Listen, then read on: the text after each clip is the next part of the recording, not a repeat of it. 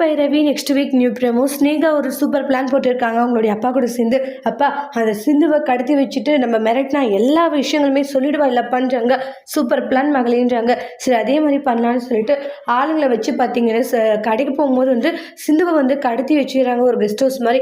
கடத்தி வச்சுட்டு ஸ்னேகா எதுக்காக பண்ண? ஆமாம் நான் தான் கடத்தினேன்றாங்க. நீ எதுக்காக சிவாவை கல்யாணம் பண்ணி எப்படி கல்யாணம் பண்ணன்றது இப்போ எனக்கு தெரிஞ்சாகணுன்றாங்க. சிவா தான் என் கழுத்தில் தாலி கட்டினாங்கன்றாங்க.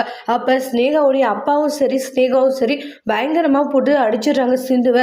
சிந்து நீங்கள் என்ன அடித்தாலும் சரி என் வாயிலிருந்து உண்மைகள் வராது அப்படின்றாங்க. வாயிலிருந்து உண்மை வர வரைக்கும் உன்னை இப்படி தான் நாங்கள் சித்திரவதைப்படுத்துவோம்னு சொல்லிட்டு சிந்துவை எந்த அளவுக்கு சித்திரவதைப்படுத்தணுமோ அந்த அளவுக்கு ஸ்னேகாவும் அவங்களுடைய அப்பாவும் சேர்ந்து சித்திரவதைப்படுத்திக்கிட்டு இருக்காங்க.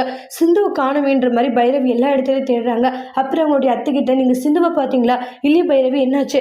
காலையிலேருந்து பார்க்குற ஈவினிங் ஆயிடுச்சு இன்னுமே சிந்துவை காணும். ஃபோன் கால் ட்ரை பண்ணேன் எதுவுமே போகலன்றாங்க. என்னது ஃபோன் காலமாக ட்ரை பண்ண? எல்லாமே ட்ரை பண்ணிட்டேன் எதுவுமே போகலன்ற மாதிரி சொல்கிறாங்க. அதுக்கு எதுவுமே வீட்டில் ரொம்பவே பயந்து போகிறாங்க.